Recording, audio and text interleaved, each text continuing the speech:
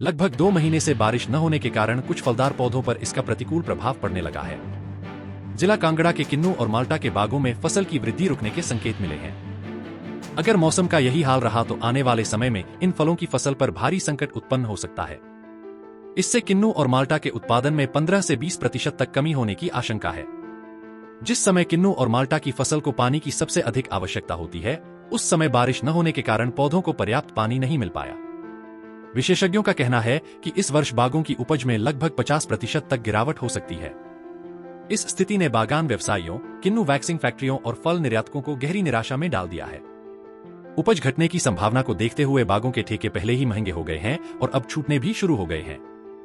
इस साल फ्लावरिंग के समय मौसम में लगातार उतार चढ़ाव देखा गया। बाग गर्मी सहने के लिए तैयार होता, तभी अचानक तापमान में गिरावट आ जाती थी। अब 2 महीने से बारिश न होने के कारण किन्नू, माल्टा और सर्दी के मौसम में उगाए जाने वाले अमरूद पर सूखे का असर दिखाई देने लगा है। 2 महीने से अधिक समय तक बारिश न होने के कारण किन्नू और माल्टा की लगभग तैयार फसल को नुकसान पहुंच सकता है।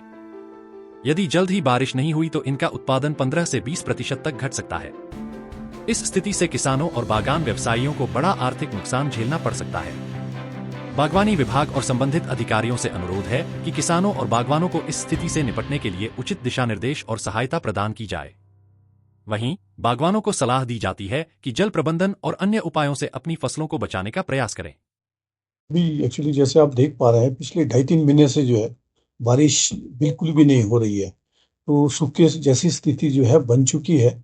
और हॉर्टिकल्चर पॉइंट ऑफ व्यू से मैं कहना चाहता हूँ, जैसे मैंगो, लीची है और गुआवा वगैरह है, अभी ज़्यादा फर्क इन फ्रूट्स में नहीं है, एक्सेप्ट सिट्रस फ्रूट में जो है फर्क पड़ा है।